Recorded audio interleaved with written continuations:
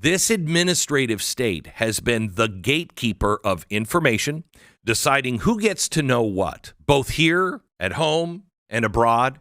Does the president even know?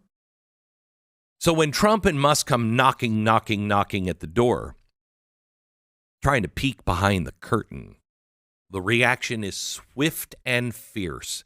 Because if they succeed, they'll manage to pull USAID's operations and put it right under direct control of the State Department. Or even worse, in the public eye, they'll be held accountable for things. We can't have that. It will expose decades of covert actions, questionable alliances, the dark side of U.S. foreign policy that has been hidden under the guise of aid. It's why the rest of the world hates us. Think about some of the crazy things we've done in the name of foreign aid. We funneled money to warlords in Afghanistan. We gave money to the Taliban, money to Gaza to prop up Hamas. We've run guns to the Syrian group ISIS, propped up dictators in Latin America, even funded opposition groups in countries where we wanted regime change, all under the banner of freedom and democracy.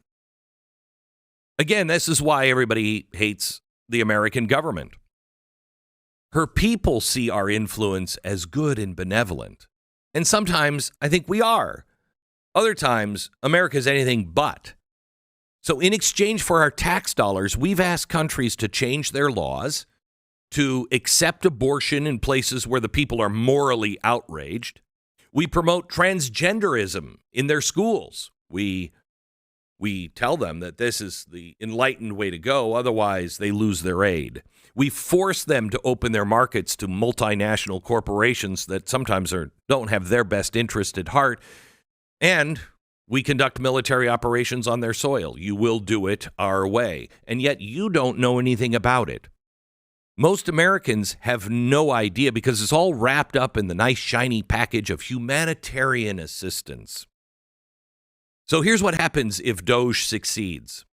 What happens if Musk and Trump manage to pry open the lid to this operation? Well, for once, the bureaucrats lose control of one of their many hiding places.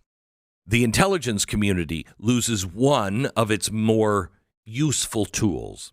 And the American people might finally get to see just how much of their hard-earned money has been used not to build schools or feed the hungry, but to manipulate foreign governments and maintain our empire of influence. And here's the kicker.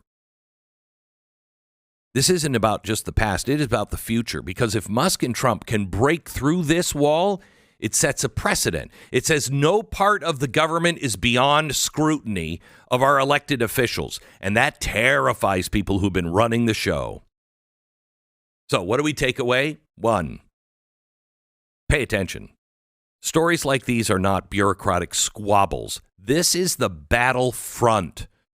This is the battle line right there that will decide who actually runs the country. We're going to see more on this, and the intelligence agencies are not going to like it. So one thing I would take away from this is don't take any news story at face value for a while. There are many hiding places, and those who receive and use dark money for black ops are going to fight back. Second, ask questions. Continue to ask questions. Why does USAID have classified systems that other government officials can't access? Why is there so much resistance in an aid organization to transparency? And third, remember the people that are screaming the loudest about protecting democracy are often the ones most afraid of the people actually seeing how the sausage gets made. So this isn't about USAID, Doge, or even Trump and Musk. It's about whether you have the right to know what our government is doing with your money. Stay curious, America.